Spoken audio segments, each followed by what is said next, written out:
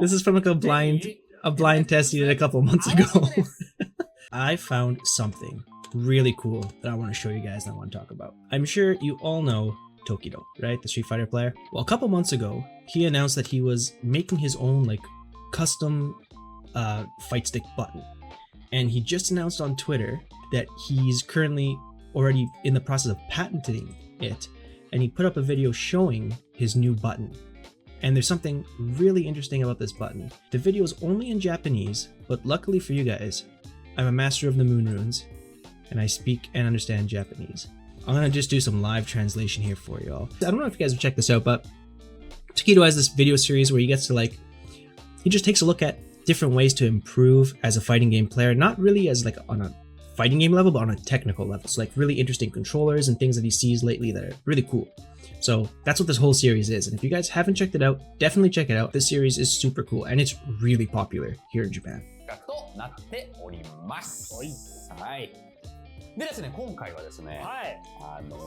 This time's like this episode's theme.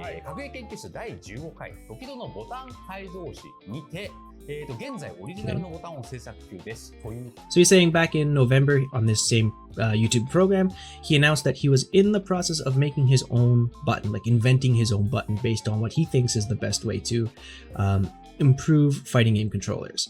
So this is Ponta, who is his engineer. So the guy kind of helping him develop this on a technical level.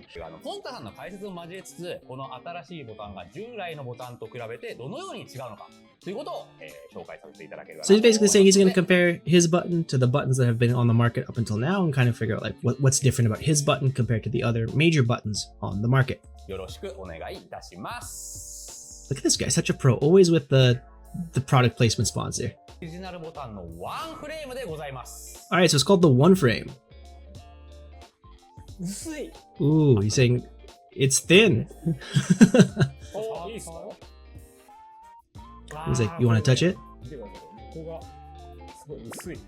He's like, wow, it's really thin. So he's saying, I'm using it, but if I can talk really quickly about it, it's fast. That's what he's saying. Okay, so the special features. Number one.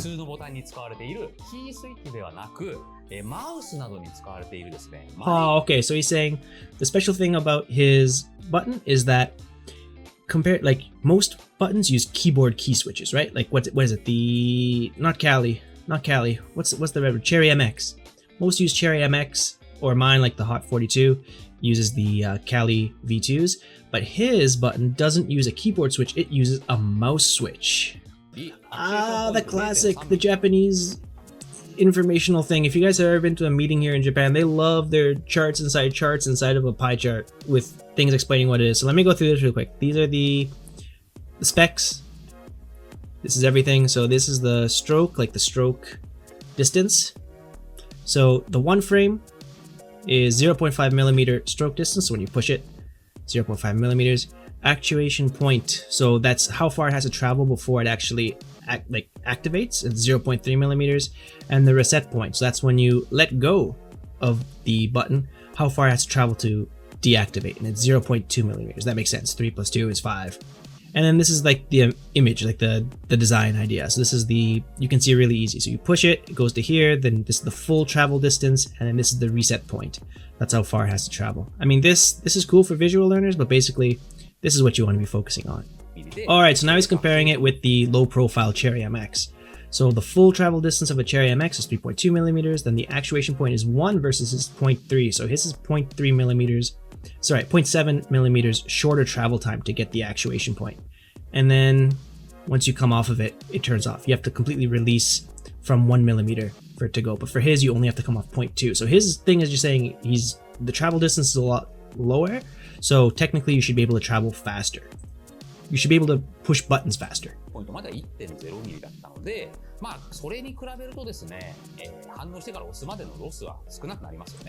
So he's saying there's less loss, like travel loss, between when you push the button, when your finger touches it, and when it actually activates. But yeah, he says it basically feels like you're playing on a mouse as opposed to a keyboard.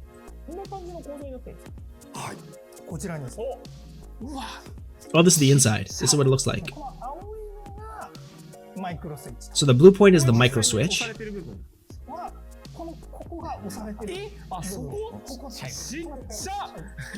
Yeah, I'm sure this guy is a genius, but his fingers are triggering me really hard right now. This dude's gotta clean it up a bit before you do the full screen.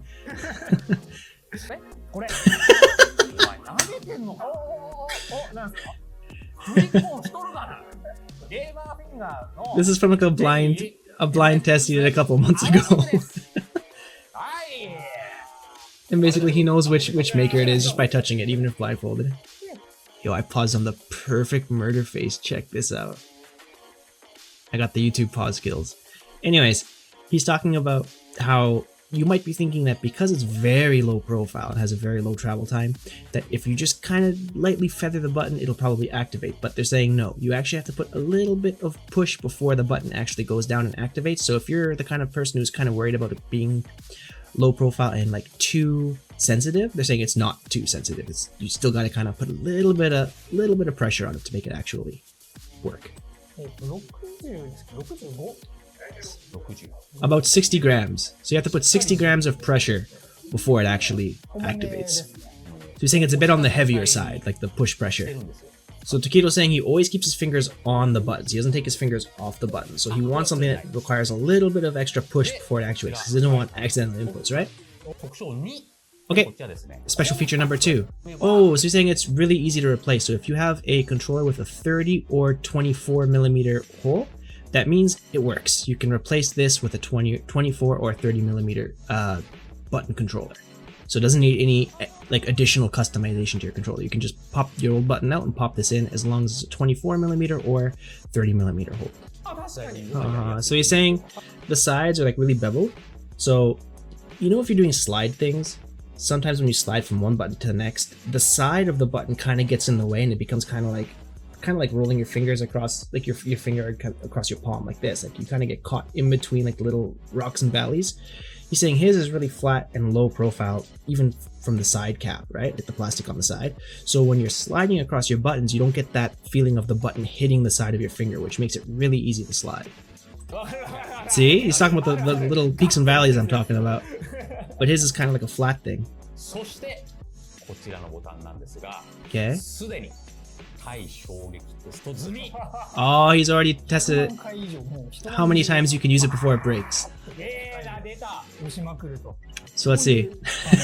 This thing. So he's testing how many times you can push it before it breaks, right? So it pushes it 15 times in 1 second. Alright, let's keep on going. Alright, so they're gonna actually test out the button. So he has it in his hitbox right now.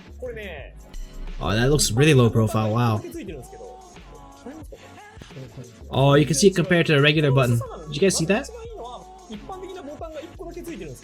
That's a big difference. Here's a regular, like, I think this is a Sanwa? Looks like a Sanwa to me, like a regular just Sanwa button, like the ones that come standard in any arcade controller. But then this one is Tokido's new one, and you can see there's a huge difference in the height. Right? That looks way higher, so you can see how low profile it is and why it would be so much easier to do sliding techniques on this. You don't do too much sliding with your right hand, but you can't see the left hand here, but I'm sure it would be super easy to do left hand slides.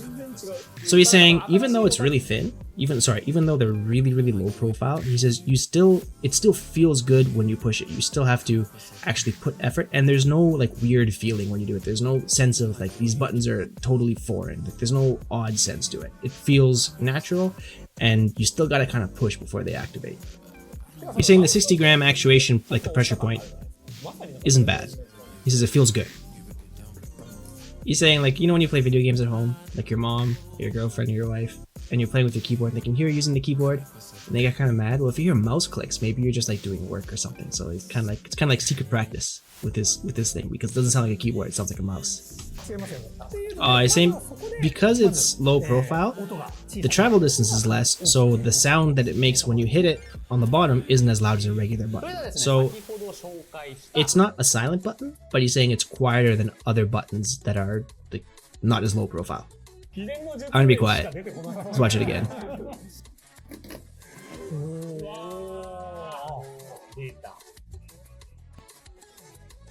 Okay, that's pretty cool. Oh, they got the slow-mo cam.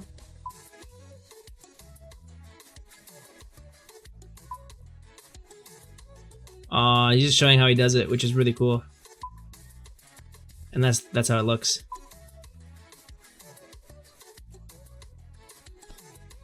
One, two, three, boom, like that. Cool. So being able to do a standing 360 is really great. This is full speed.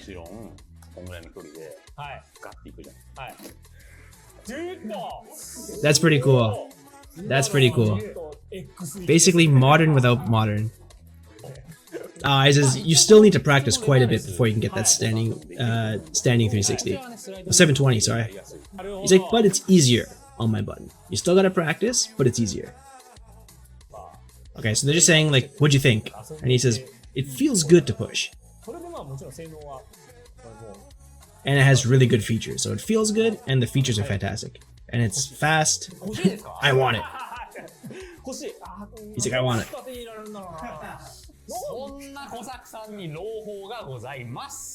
Oh, so I got information for you. This fall this year. So it's gonna be on sale in fall this year. And if you guys are familiar with like the DLC stuff for fighting games, fall in Japan basically means like September 20th all the way to like the day before winter. So sometime from the end of September till the beginning of December. But if I know Japanese release dates, that means probably November, December. Oh, he's got a website too. It's got an X Twitter page. Yeah, I wonder how much it's gonna cost. That's it. No price announcement. So yeah, I hope you guys enjoyed that. That was my quick live translation of Tokido's OneFRAME. So I don't know about you guys, but I'm really excited to try this out. I would love to try this button. I'm a big button nerd. I mean, just by looking at it, you can tell that it's so much lower than a regular button. For me personally, I'm a lot less interested in these buttons because of the right hand and more interested because of the left hand. So yeah, I definitely want to get these things. I want to try them out. Are you guys excited for this? Are you looking forward to trying Tokido's button? If you are, let me know. Let me know in the chat, in the comments. That'd be fantastic.